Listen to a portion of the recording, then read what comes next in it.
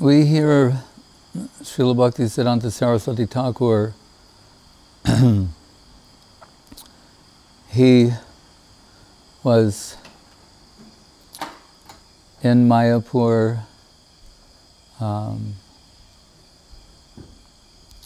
engaged in what we call Nirjan Bhajan, chanting 3 lakhs of Krishna Nam daily and going on with his internal culture of Krishna consciousness. So there's Bhajananandi, Goswananandi. Guru Maharaj reminds us that bhajan proper is direct service to Krishna. We do not conceive of the Guru Varga, in this case, the Babajis, Gorkishore Das Babaji, Jagannath Das Babaji, Bhagavat Das Babaji, etc., that they are practitioners as neophytes or intermediate devotees are practitioners, that they're engaged in some spiritual practices to elevate themselves to a higher position. But rather, we conceive of them that they've descended from the upper world into this plane, and that their case Guru Maharaj gives, we hear Rupa Goswami worships Govindaji, Sanatan Goswami Madan Mohan. He said, but this is not archan as we conceive of it conventionally. Rather, it is bhajan, direct service. So these exalted souls, they're directly serving in the upper world. Their Krishna Nam is substantial. If we want to understand what Krishna Nam proper is, Shuddha Nam, then we read the Sharanagati of Bhaktivinoda Thakur, where there are extraordinary descriptions of the Nam, Rup, Guna, Leela of Krishna, that through sound culture, the form of Krishna, the Rup of Krishna comes out of the holy name, exhibits particular attractive qualities, and then takes the aspiring servitor into the plane of seva. So when we hear of the Bangshi Das Babaji, Gorkishore Das Babaji Maharaj, Jagannath Das Babaji, they're of that type. We should not conceive they're merely sitting, chanting japa all day, right, trying to elevate themselves to a higher position, as the Prakrita Sahajas are wont to do. But rather, their Shuddhanam is direct service in the upper world. So Srila Saraswati Thakur, he is of that type. Right? We take it that he descended into this plane to distribute something. This is the Goswananandi. This is why we favor the Goswananandi, because such a devotee is more accessible to us. In the case of Bhangshidas Babaji Maharaj, we hear from Srila Guru Maharaj that he's sometimes seen smoking or offering tea to Gaur Nitai, sometimes scattering fish scales outside of his ashram. Why? As a filter for the insincere. They'll think, oh, this man is bogus. As we would think, oh, he's not substantial. Right? But Saraswati Thakur, while denouncing those Babajis of Vrindavan who are imitating the Mahabhagavatas, the Guru Varga, he dismissed them all as being insubstantial. He revered Bhangshidas Babaji and told his followers that if you cannot observe him without developing an offensive mentality, then it will be better for you not to go. Srila Guru Maharaj could observe him and maintain the faithful position. And he recounts observing him in different ways, that and absorbed in the upper world, once chastising everyone, saying that Rupa Manjari is moving and service necessity in the plain of Vrindavan, and you're all sitting here doing nothing. So normally we would dismiss such a person as a poser, an imitator, but Saraswati Thakur warned, no, he is a genuine Ragamarg Bhakta, and told all his followers to revere him.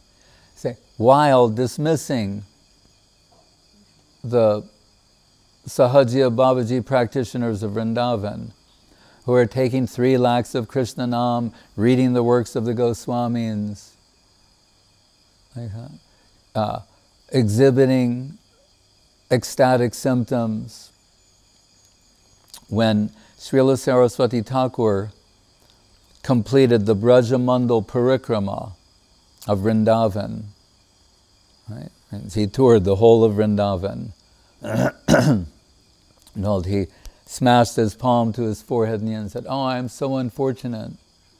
I just toured the whole of Vrindavan and I couldn't find a single Vaishnav."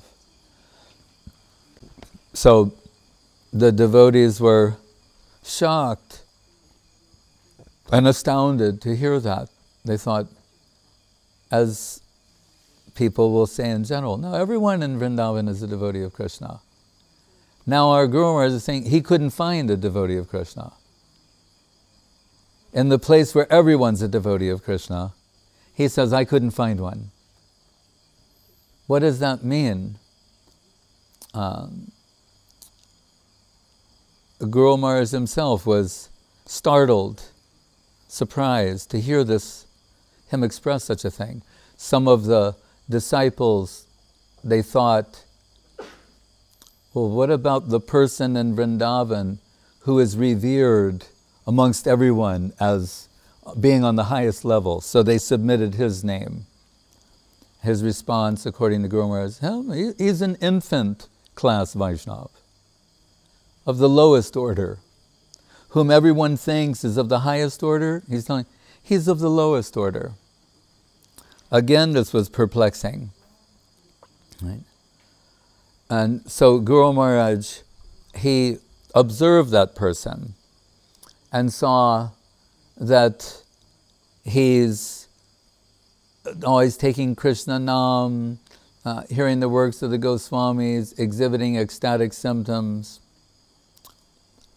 but in a fashion, a type of show, as Rupa Goswami warned in the Bhakti Rasamrita Sindhu, to beware of those who are sentimental by nature, that they will cry for anything and everything, including apparently Krishna conscious. Rupa Goswami's warning, no substance to be found there. It's imitation, or it's sentiment. And the second class is saying those who are expert at acting, simulating, like I like to call it the Stanislavski method. Stanislavski, the famous Russian acting guru, would train his students in what they call the method, right? By remembering certain things, you know, sense memory and other things, you can invoke at will emotions. And he says, so much so, if you imitate the behavior of that character, their walking, their gesturing, and so many other things, that an epiphany-like transformation will come and you will have become that character. So some Sahajiya scholar, he wrote a book saying, acting is a way of salvation. That he observed, maybe innocently or otherwise, he's saying, oh, what these Sahajiyas are doing, it's like that Stanislavski method. They believe that by imitating the walking, gestures, the dress, etc., that one day you'll become that person. So even a scholar could observe that, make that sort of a comparison. So Srila Guru Maharaj, he observed this person, and then he recalled the ecstatic symptoms of Mahaprabhu. As we hear Sarvabhauma Bhattacharya he examines Mahaprabhu when the temple guards think that he's a bhavuk, or a sentimental person. They're going to drag, because he's crying before Jagannath, Ganga-like streams of tears are coming out of his eyes. He faints before the deities. They think, it's some sentimental person. They're going to drag him and like throw him out of the temple. And Sarvabhauma, no, I am acquainted, what is called Asta Sattvika Vikar, 8 different types of ecstatic symptoms, and I believe here this is extraordinary. I've never seen this. I've only read about it in the scriptures, but this, it seems that he's exhibiting such symptoms. So he conducts some tests, they carry Mahaprabhu respectfully in procession to his house, and he concludes. He didn't fully observe who Mahaprabhu is. He thought he's some exalted personality who's exhibiting these ecstatic symptoms. But if we read carefully and closely in books like Chaitanya Bhagavat and elsewhere, whether it's Pundarik, Vidyanidhi, Mahaprabhu, Vrindavan Das Thakur will say, when they enter these divine states, he will say, for 9 hours. When Mahaprabhu is found by Swarup Damodar and the others in the ocean in Puri, we're told, this means 9 hours, the whole night, in a state that appears to be like death. That's why this would give great sorrow to the hearts of the devotees, because as Mahaprabhu himself says, echoing the sentiments of Srimati Radharani, no prema gandasti dharapi mehoro, and Krishna prem jambu nadahim. He says, Krishna prem avarai nahiloy. It's not a thing of this world. So they're thinking, if Mahaprabhu is going to go in this deep state of Krishna prem, he'll leave this world, he'll never return. So the devotees have very mixed feelings about these things. And we're told Mahaprabhu will control himself in the daytime. That's why he stays far away from the deity, by the Garuda Stambham, to try and maintain his composure. We're told at night, he's unable to maintain his composure. And in the Gangbir, his private bhajan chamber, the devotees hear extraordinary, pitiful sounds of the depths of Radha Bhav and the ecstasy of Mahaprabhu is experiencing there. Still, it says 9 hours, and then what is it? 3 states. His totally internal condition, half external, half internal, and external. And by external here, it doesn't mean external consciousness as we conceive mundane consciousness, but rather some awareness of the external world. That's what it's saying. So the transition from the internal state to the external state is very gradual and takes place over a long period of time on account of the depth of internal penetration. So Guru Maharaj is observing this man, it's like a show. And they say, foam's coming out of it, like this. There's a man on this side, man on the side. One guy wiping foam this way, wiping foam the other way, hairs standing on it. It's like a show. Then he goes into some deep state, then the next minute inquiring about lunch or something else. And Guru Maharaj said, it's too abrupt, the transition. If the depth of ecstasy was so great and real, you could not transition from that state to external consciousness so easily. So that's one thing he marked. Another was, Rupa Goswami says, Bhavankur, when the Bhakti Lata Bij has blossomed to Bhava Bhakti, the preliminary stage that just adjacent to Krishna Prem. One of there may be 9, 10 listed there. One is man shunyata, a total absence of ego. Why? Guru Maharaj gives a very clear answer. It's not just like you sit around and practice like controlling your ego and not getting angry or offended or not like that. It's never like that. It's never that inverse. By doing certain things in the objective world, you will achieve the subjective plane. It can never be that. Beginning, middle, and end, it's the culture of faith. And param drishvani vartate, raso varjam raso pyasya. So, but it's always by coming in adhoksaja, coming in contact with the super subjective world and the super subjective world, the aprakrita lila of Krishna, that will suppress mundane sensuality and sensory function. So, what was I saying? Man shunyata. So that Babaji was there, and Guru Maharaj saw, observing him, that some news came that another Babaji has just celebrated his 50th year in Vrindavan. Getting this news, his ego, was the way, what I was going to say is, to finish that point, Guru Maharaj said, why are they man shunyata? Because they don't see anything of value in this world, including the opinions of the people who live here. As Saraswati Thakur writes in his Vaishnava K song, Tumi Kishe Kevala Koitaba,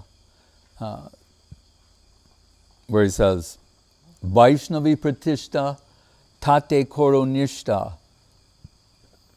Our only concern is what are the opinions of those in the upper world, not the opinions of the people of this world.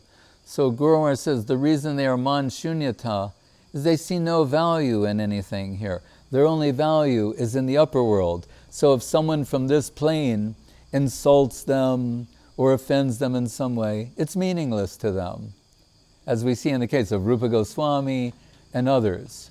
It was not meaningless to Jiva Goswami or Saraswati Thakur, Sri Jiva Tejastiti.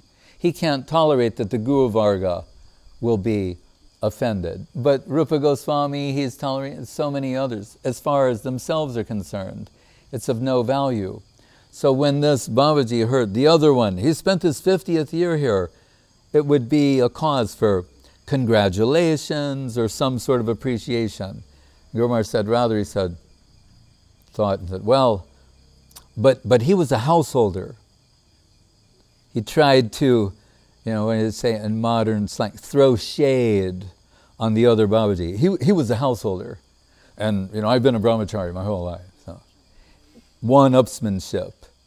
So Guru Maharaj thought, the too easy transitioning from the ecstatic conditions, the presence of ego, not man shunyata, and on top of it all, when he would come out of this divine state, he delivered an upasiddhantic mantra. Nitai Gaur Radhe Sham Hare Krishna Hare Ram.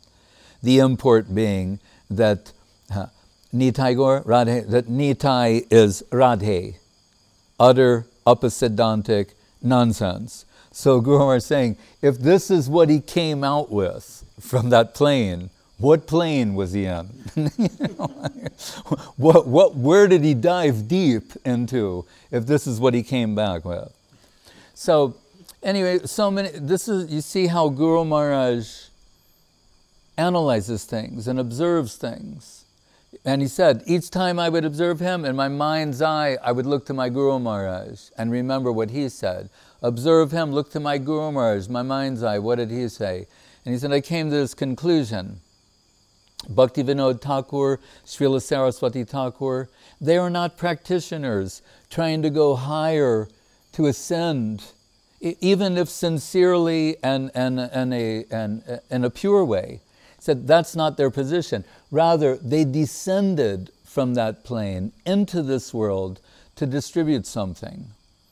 And that's his assessment of the wealth of Bhaktivinoda Thakur, Sri Radha Parasevanamritamaho Taddatami Shobhavan, Bhaktivinoda Thakur's gift to the world.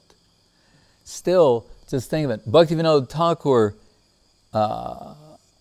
has this inconceivable, immeasurable treasure of Krishna consciousness, of the highest order.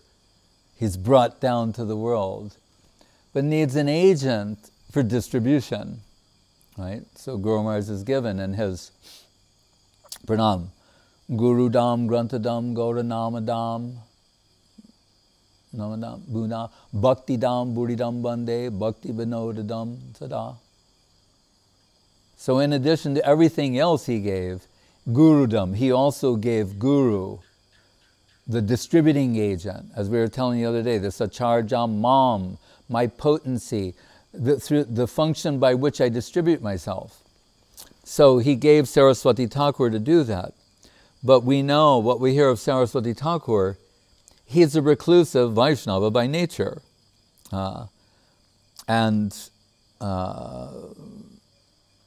Sometimes couching Krishna consciousness in almost impenetrable language. But for a reason. Once some devotee said innocently to Guru Maharaj, "Oh, I find Bhaktivinoda Thakur easier to read than Saraswati Thakur," or, like that. Like, it's easier for me or something. Guru Maharaj said, "That I can understand that." He said, "And also easily misunderstood." He said, whereas our Guru Maharaj, the way he presented this, you cannot misunderstand it. Maybe you can't totally understand it, but once you do, it cannot be misinterpreted. You cannot misinterpret Saraswati Thakur's pronouncements. And that's why even Guru Maharaj, who favored Nirjan Bhajan, said, "No, but I've Vilasatu Hridi Nityam Bhakti Siddhantavani," my Guru Maharaj's voice beating in my heart, I cannot forget that. I cannot ignore that. And to this day, 150 years later practically, Bhakti Siddhanta Saraswati Thakur cannot be ignored. When there's any dispute this way, that way, he's always the central. So it's always him. It's interesting. Even the opponents, it's Saraswati Thakur. They know you have to deal with him. And you can't get by him because it's irrevocably stated clearly what his positions are about all these things. So when he says infant class Vaishnava, and then Guru Maharaj realized, yes, Bhaktivinoda, what he means is, he's not trying to offend everyone in Vrindavan. It would be brash and offensive for any one of us. I just went to Vrindavan and I couldn't find... To imitate a Mahabhagavata will degrade us. But that he said that makes it meaningful. So, and Guru Maharaj is saying, what he means is, to explain this, how he can make such a seemingly outrageous statement is, the quality of devotee that he's used to, that world where he lives, right, that type of person I don't find here. Yes, there are people of varying levels of connection with Krishna, conception, and their ongoing spiritual journey. We wish everyone well. But he's saying, this quality, I don't find. That's what he means. I couldn't find. That's who I'm looking for. And that I couldn't find. But, so, there are so many Paramahansa posers in Bengal, Vrindavan. It's ironic that Vrindavan, for example, highest of holy places, but most dangerous at the same time because there is so much counterfeit representation. Just so you know, counterfeit money is not only of no value, it's also criminal to possess it, right? It's punishable. So, anyway, so there are so many of these bogus Paramahansas, as Guru Dev said once. It won't be the first time we found out that a Paramahansa was a goose. You understand goose? Paramahansa is swan. Right, there's some similarity.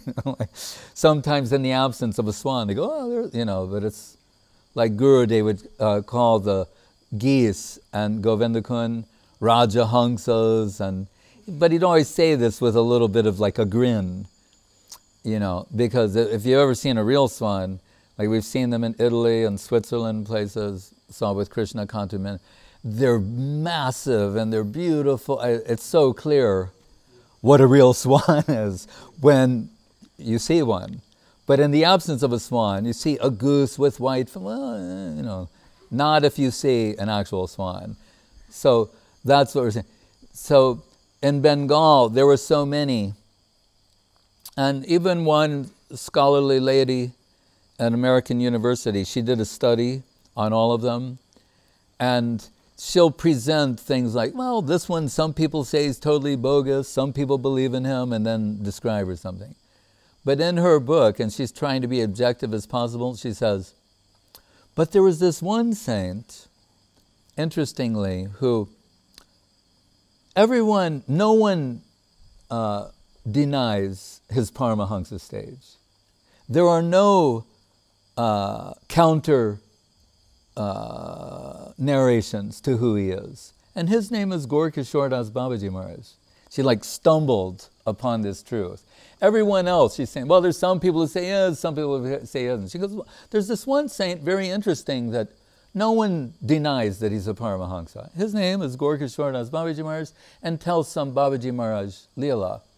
So at the time, Srila Bhaktivilas Tirtha Maharaj was Kunja Bihari Vidyabhushan, manager of the Gaudiya Math, co-founder, etc. He was with some friends in Kolkata, and knowing there's so many bogus Paramahansas, one of his friends said, do you want to meet a real one? And he said, come on, we're wasting our time. No, there's a real one, as the lady scholar said, and his name is Gaur Kishore Das Babaji, and he lives in Navadvip, and I want to take you to meet the real thing. So very excited, he had faith in his friend's recommendation, so he became very excited. We're going to meet a genuine Paramahansa. So with great anticipation and eagerness, they made the journey from Calcutta to Navadvip. And as fate would have it, the divine pastimes of the Lord, that was the day of the disappearance of Gaur Kishore Das Babaji Maharaj. So when they arrive, there's this controversy, what to do.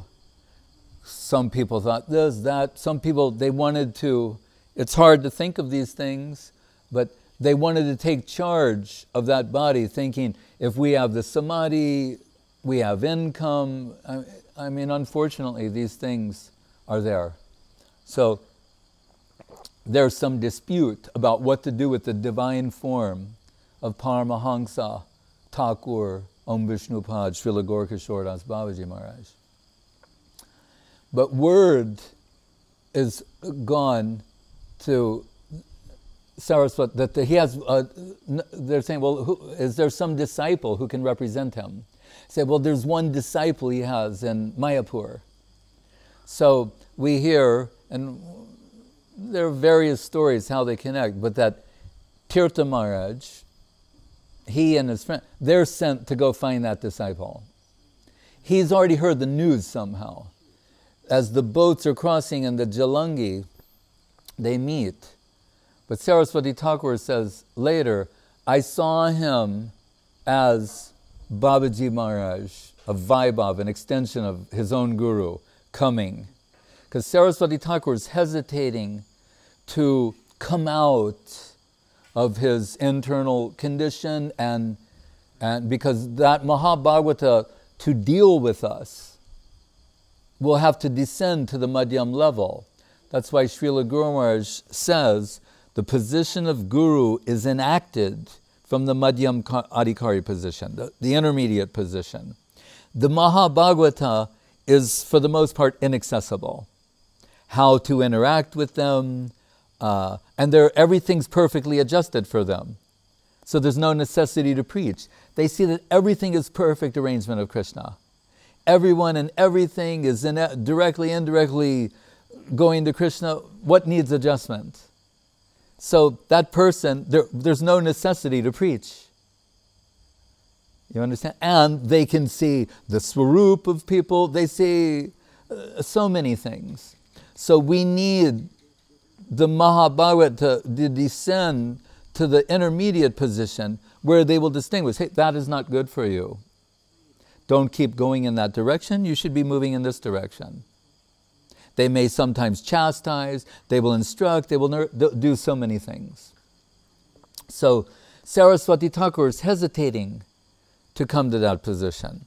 Before Bhaktivinoda Thakur left the world, he wanted to turn over the seva of the deities in Mayapur to Saraswati Thakur, and Saraswati Thakur was reluctant. And Bhaktivinoda Thakur teased him. Guru Maharaj said, "Oh, you have become a Visheshvadi?" You know, like the Mayavadis that, Nirguna, the Guna world is just, it's Sattva Gun, we're Nirgunatita, beyond that. And he said, "You mean worship of the deity is too much trouble for you?" He was like teasing to, what's the word? Not coerce is another word, but anyway, means to encourage someone to take up something.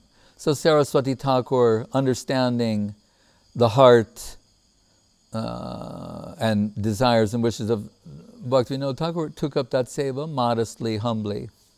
Anyway, he's living there in relative seclusion still. Here, Srila Keshava Maharaj's sister would bring some prasadam every day, and still he's Bimala Prasad, brahmachari, and he hasn't really begun the activities of Gaudiya Math in earnest. But then he sees this vision. It's his future disciple, but he's seeing as Guru. That's why he called everyone Prabhu. The word Prabhu is actually reserved for Guru. So some people object to Saraswati Thakur's calling his disciples Prabhu. But what it does is it gives us some insight. He sees his disciples as Vaibhav, or extensions of his own Guru. So he's calling Prabhu and saying, Dashosmi, I'm your servant. And Guru Maharaj often says that the position of the Guru is to serve the disciple by cleansing them through shiksha, instructions, seva opportunities, so many things. He said in that sense, they're the servant of the disciple, although they appear to be in the master position. So anyway,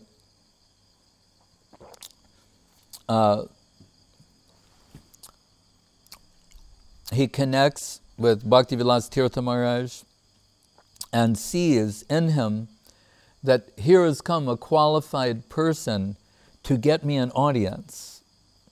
Tirtha Maharaj immediately assesses the situation.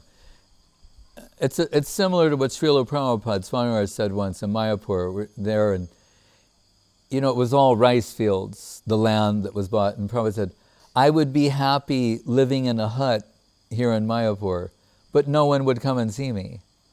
He said, but if we make a big place and have air-conditioned buses that go from Calcutta to and that's the situation, then so many people will come. That's the Vishaya Range of Pujala Ragapat Gaurava Bange Matala Sarujana Vishaya Range, the bait that's being used to bring people in connection. And that really stems from Saraswati Thakur.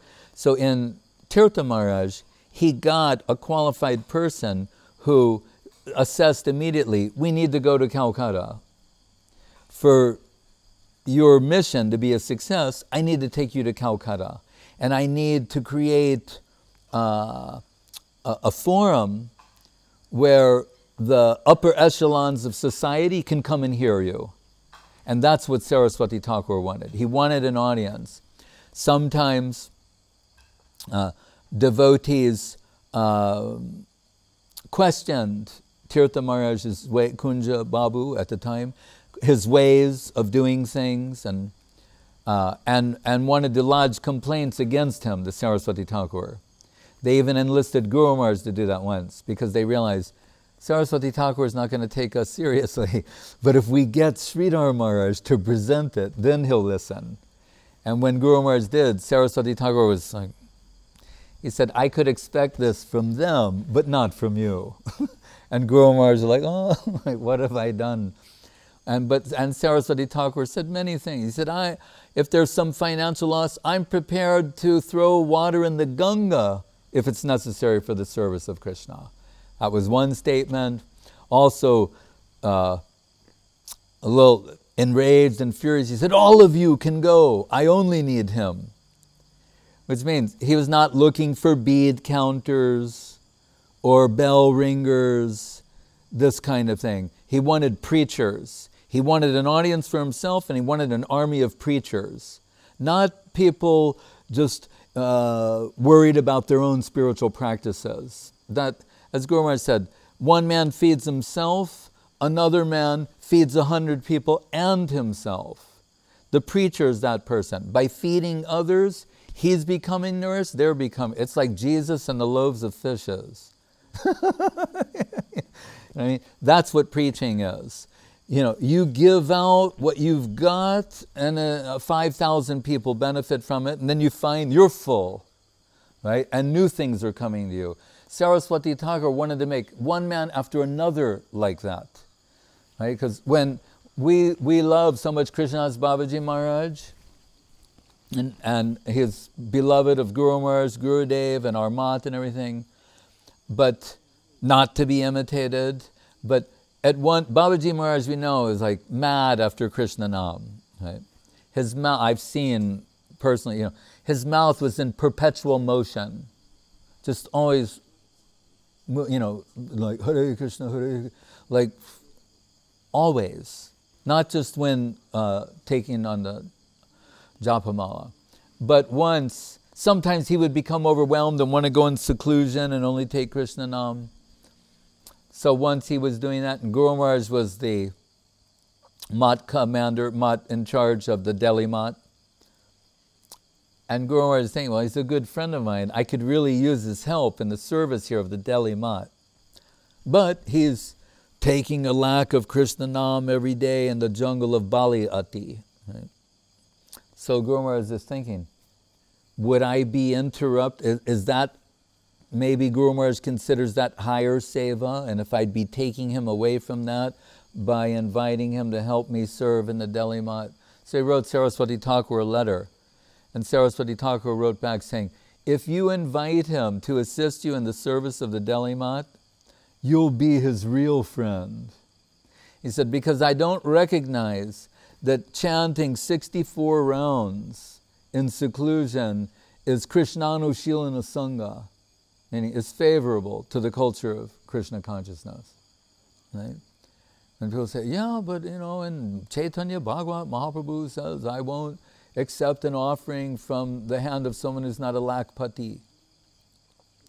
Guru Maharaj said, it says ekalakanam, means a particular quality of Krishna Nam, not merely a quantity.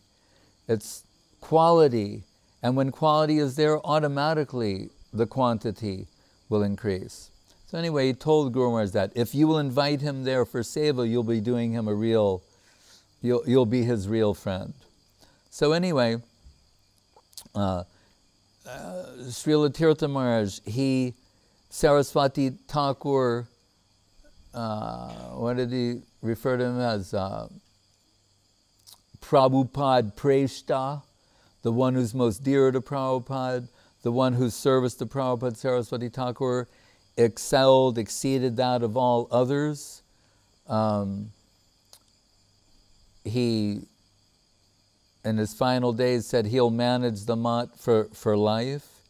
And he was responsible. You see these great pictures of meetings of Saraswati Thakur with the governor of Bengal and so many British officials and other highly placed people. So that Lord Jetland, when he observed the type of preaching activities of Saraswati Thakur and his devotees, he said, it reminds me of Jesus and the 12 apostles. That's how he saw him. Saraswati Thakur being Jesus and this group of sannyasis like the 12 apostles. So Tirtha Maharaj, he arranged so much of the preaching of the Gaudiya Mat, and the book printing, the emphasis on book distribution, built so many mats and temples, and did unparalleled seva. Right? So his glories are unlimited, and Saraswati Thakur referred to him as the co-founder of Gaudiya Mat. So, Hare Krishna, Jai Srila Bhakti Vilas Tirtha Maharaj, Tirobhav Avirbhav, Tirobhav Mahamahotavati Ki Jai. Any other question? Yeah. Maharaj, once you said that you went to study literature so you could beat the enemy with his own weapon. Yeah. To preach with example. Yes. When you read or when you listen to the music, is it automatically that you get like connection with Krishna consciousness and you can see which parts you can use for preaching, or how it goes? No, I would say this, that our education took place largely at the lotus feet of our Guru Varga. And with Srila Guru Maharaj in particular, he introduced us to Hegel, Berkeley, then poets, Shelley, Wordsworth, Longfellow, who is it? Robert Burns, so many. The French, Martineau. And so Mahayogi, who we were just with in Ukraine and Russia, we were recalling how when we're making books for Srila Guru Maharaj, that when he would say something, if he says, Hegel says this, right, self-determination, or reality is for itself by itself, or some Hegelian expression, we published his books. It's our duty as the editors and publishers to verify what he's saying. As Guru Maharaj said, when Saraswati Thakur dictated something that was not in proper English, and one devotee said, when someone said, you know what Prabhupada said, it needs to be, he said, no, then let the dictionaries and the grammars be changed, but what Prabhupada said is perfect. Many devotees went, yeah, that's the mood, that's the spirit. But Guru Maharaj said, 1 minute. He said, then a higher devotee came. Guru Maharaj saying, that's the third class position. He said, then the higher devotee and the intermediate level can say, no, we're presenting Guru Maharaj to the public. If we don't get this right, the public will blame him.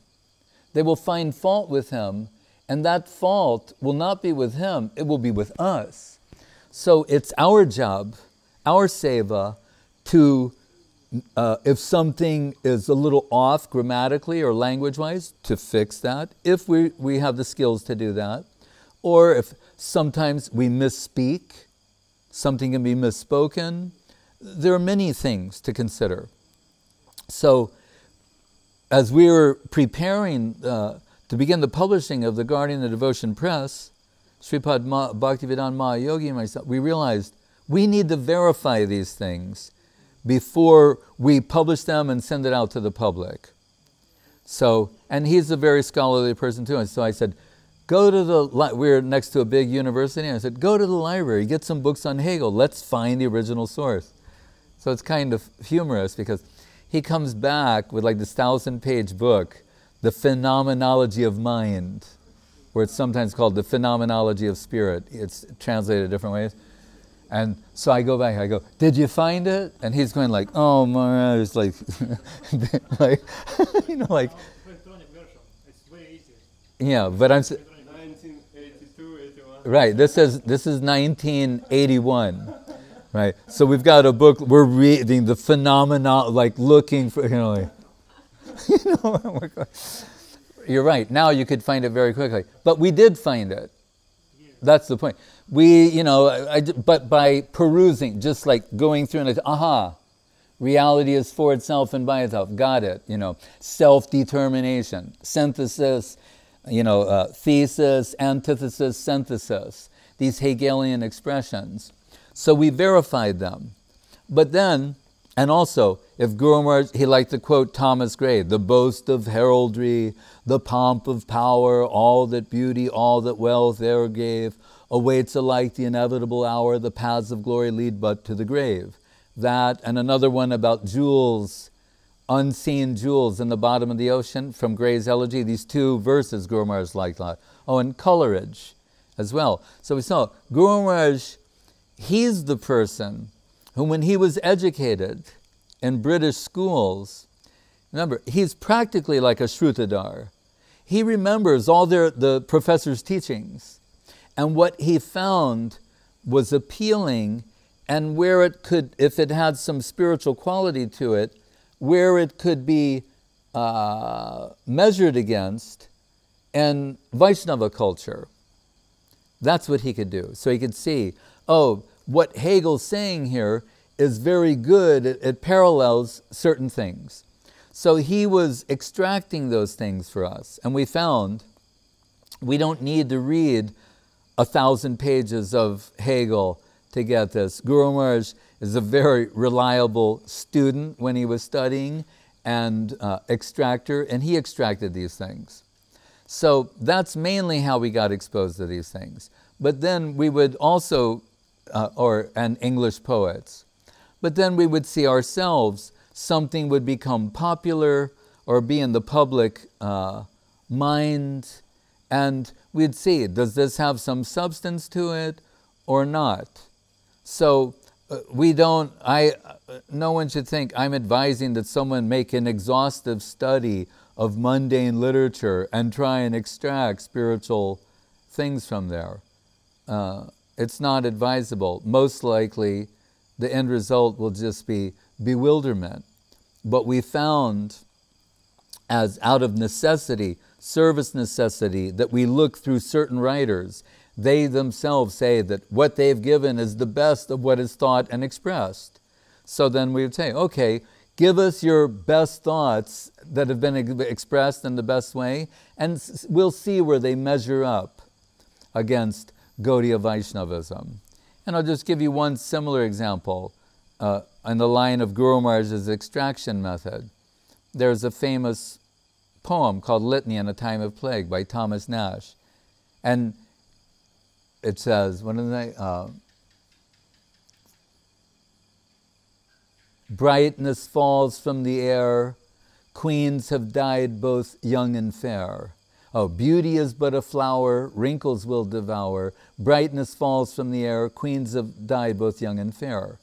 So this is something that very easily echoes the sentiments of Gaudiya Siddhanta about the temporary nature of the world, life, etc., like that. Where I had a recent conversation with someone about the Chekhov story I tell, where the girl tells the character to meet him in the graveyard at midnight. Right? And then there's a little section about mortality. Right? So it's very hard to find. That's why they wrote, and they said, how can I find this? It's hard to find because the title of it is Ionich. Right? It's not like meet me at the graveyard. Yeah, right. So, but anyway, so that's the story. But so, should we now read all the Chekhov stories and see what we can find? I don't advise that. This one happened to come my way. I looked at it and said, oh, this is valuable. I spend time preaching in Russia, so I thought, if I know, and I happen to know, a little bit of Chekhov, a little bit of Dostoevsky, a little bit of Tolstoy, like that, then I can show, oh, see what Dostoevsky said here? There's some parallel to that in Gaudiya line. That's all. It's, as I told before, and analyzing the word pontiff, pontifical position of Madhavendra Puri means pontiff, bridge, like a pontoon, a bridge from one thing to another. So, and Gurudev will say, Jiva Goswami, out of a necessity of his service, he went and studied Sanskrit in Benares. It's kind of inconceivable, but he did. Not Rupa, not Sanatan, not Raghunath. Look at Raghunath Das's Sanskrit. It will blow your mind. He didn't go and study. Sanatan, Rupa, they didn't go and study. But we're told Jiva did, right? But then you look at the writings of Jiva Goswami, he has to deal, his seva is to deal with these scholars. So sometimes we have scholarly devotees. It's their service necessity to acquaint themselves with certain things. But that said, they have to be very cautious.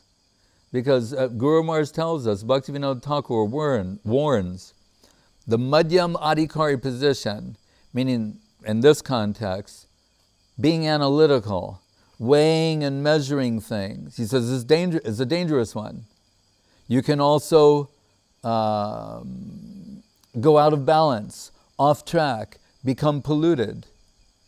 Right? So that type of seva is in our mission. We coordinate that. We have scholarly devotees. Avadut Maharaj knows who they are. They get these assignments. That no one should misconstrue that we're advising the devotees in general to read mundane literature. Mainly, it's reflecting back upon something. You say, oh, in school we read this and that, and you can see now there's some connection. That's all Guru Maharaj was doing. He's not sitting around reading English poetry. But he remembers, because he has such a good memory. Oh, there was this poem, Rhyme of the Ancient Mariner, that we had in class. And he likes this line in there about God loves all creatures, big and small. So like that, and he remembers who is the writer, the author, the few lines from Thomas Gray, the lines from Shelley, the sweetest songs are those that tell the saddest thought. He's already extracted that for us. So unless it's someone's specific seva to deal with some mundane matters and extract something there out of preaching necessity, it's not advisable. It'd be a waste of time and potentially polluting.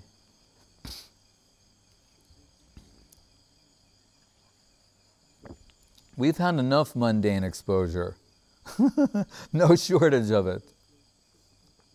And we are bombarded by it. I make this point often about, again, a great writer.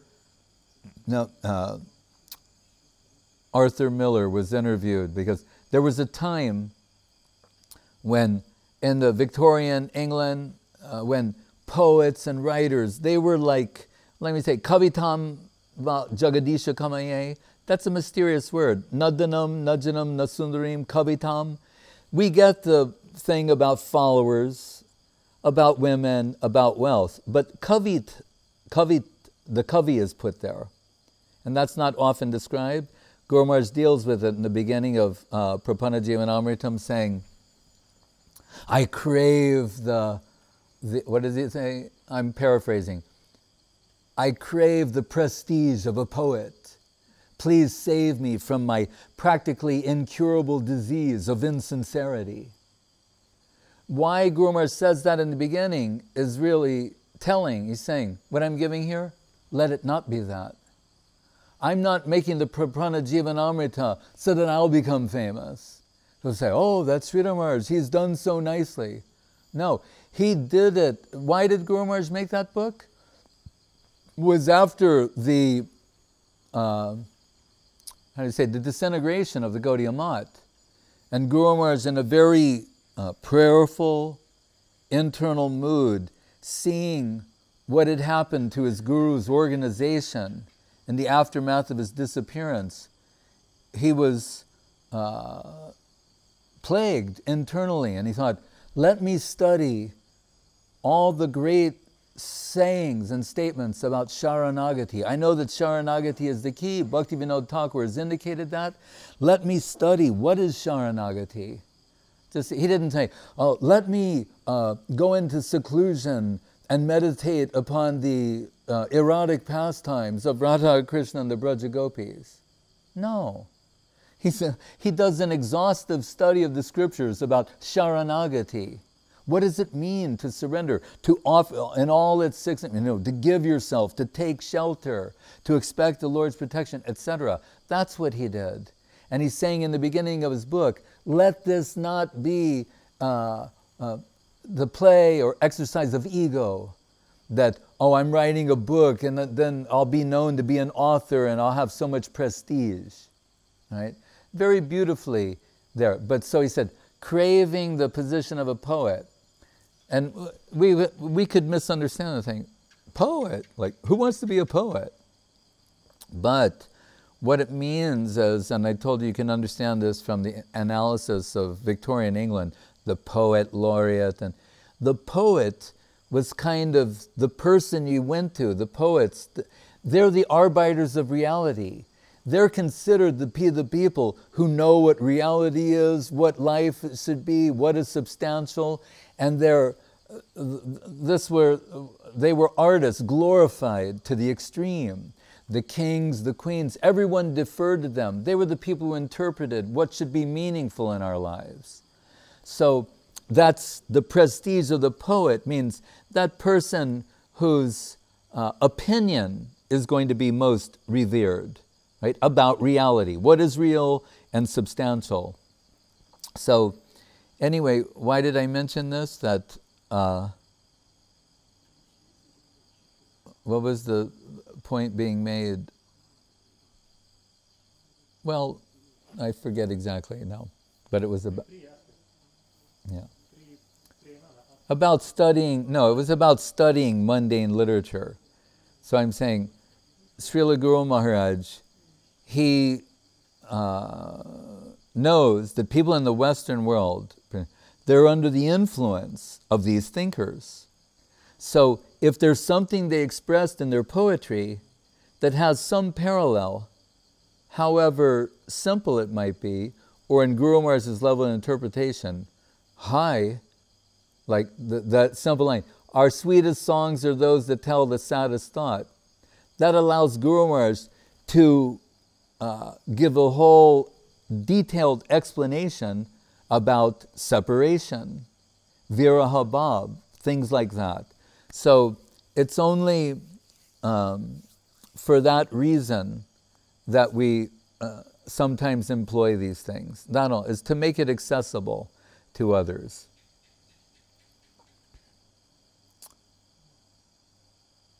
And interestingly, when Guru Maharaj would visit the mat of Madhava Maharaj, there were some news, say there's like 2 papers at the time, and they get one at the mat in Calcutta. Only Guru Maharaj could read the paper, and maybe Gurudev, you know, this is ashram, we don't, in the context of the modern world, the internet, smartphones, etc., you know, we can't imagine that. Can you imagine if here, what have we said, like, only Goswami Maharaj and Avadut Maharaj can use the internet? Could you accept that?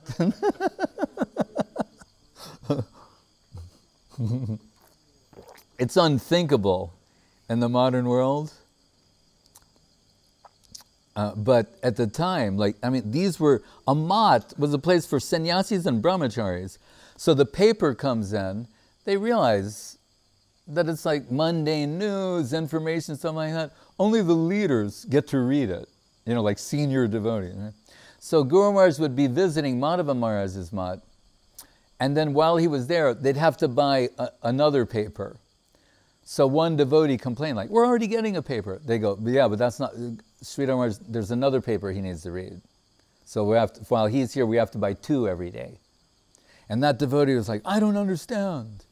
You know, like, it's mundane. It's just the news, you know, one paper, this paper, that paper, you know. And beautifully, Madhava Maharaj said, you don't understand. He said, whether Sridhar Maharaj reads the news or the Vedas, it's the same.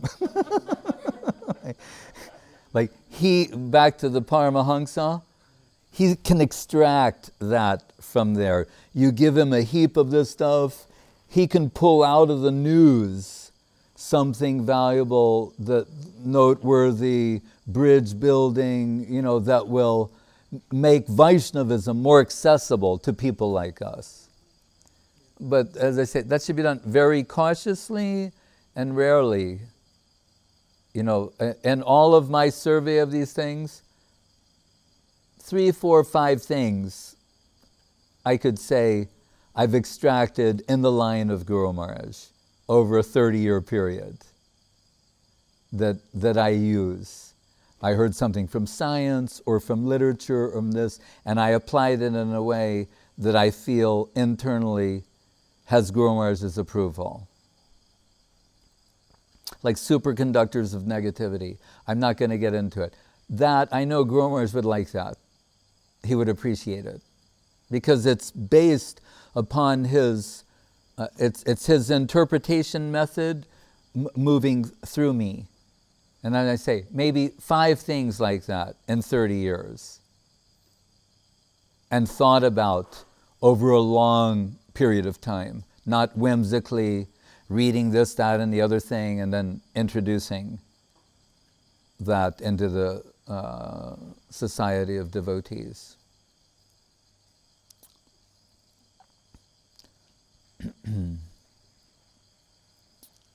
It's mentioned we shouldn't, in the Bhakti Rasamrita Sindhu, everything Rupa Goswami, they're saying we shouldn't unnecessarily dwell on the mundane. But Prabhupada puts in his summary a simple phrase. He says, but Rupa says, there's no prohibition against ordinary news. I mean, you're going to hear a certain amount of it in the world, unless you're not a Paramahansa Babaji, taking Krishna Nam in the upper world. Let's be real. You're going to hear a certain amount of news in the world, but we don't have to obsess with it, overindulge to the point of being counterproductive or dysfunctional.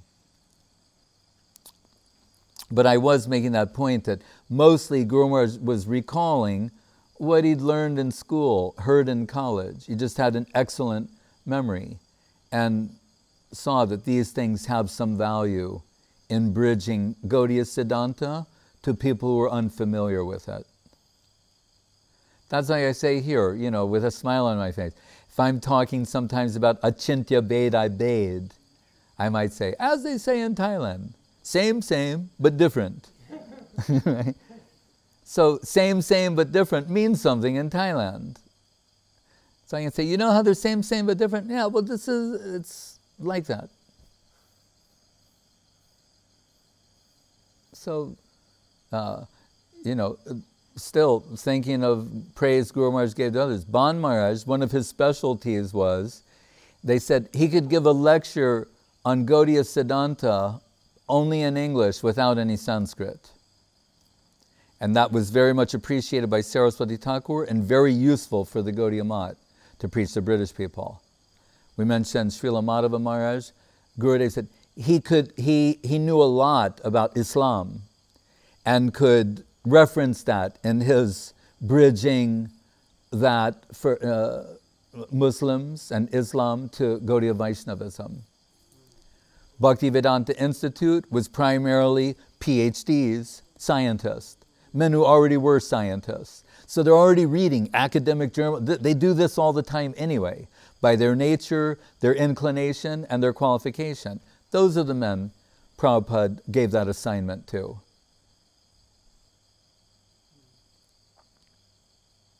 But I remember one godbrother, he was sort of looking for an excuse to be an academic. And I was on this party called Library Party at the time. We were getting so many reviews from Sanskrit scholars all over America, the leading ones, from Columbia University, this school, the University of Chicago, Cal Berkeley, Fritz Stahl, who this built the very place we're in right now. Right? So, but this devotee wanted to get Prabhupada to sanction his studying Sanskrit from Fritz Stahl at Cal Berkeley. And he was like trying to get reasons for Prabhupada to say yes. And so he said, Prabhupada, if I become a Sanskrit scholar, then I can review your books and give favorable reviews. And Prabhupada said, I already have so many reviews, like from like the best Sanskrit scholars in America.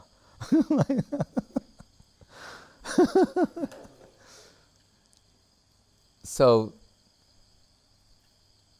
karma kanda is when we really want to do something and we impose it on Guru or the higher. We have to catch ourselves when we're doing that and realize, rather, what's coming down to us, I should give my attention to that seva. And not, I have this secret desire, I'd really like to do this, that, or the other thing, and I want to impose that on the upper world, like a child.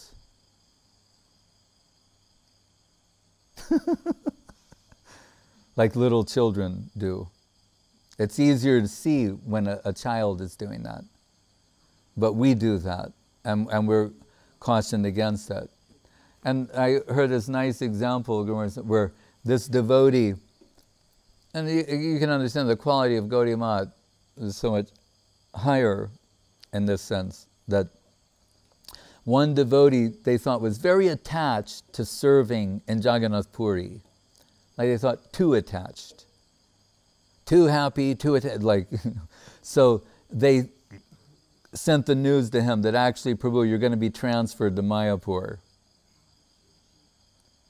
And when he got the news, he was ecstatic. He was also happy. Then they said, okay, you can stay.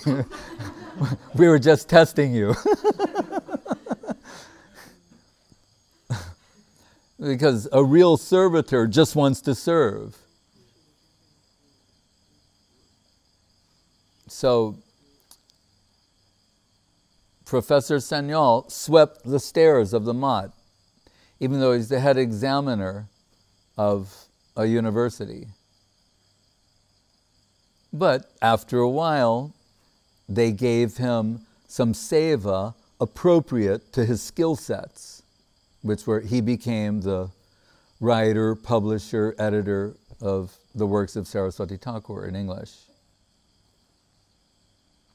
But it's good to see he showed that he thought, connection here is so valuable. If I get a job as a sweeper, my life is fortunate. That shows he had some substantial thinking. Right, when Bhaktivinoda Thakur says, at the end of Kalyana Kalpataru, I seek the position of a sweeper in the Nam Hata of Nityananda Prabhu. Then what does Saraswati Thakur say? Not me too. It says, if Bhaktivinoda Thakur is a sweeper in the Nam Hata of Nityananda Prabhu, then my desire is to be one of the straws in his broom. Each time, lower. That's amanina manadena. Right? Trinadapi sunichena. It's real, not just a theory. Has to be applied. If you want to say this is Mahaprabhu's theory, we are to apply that and reap the benefit. Kirtiniya Sadahari. Hare Krishna.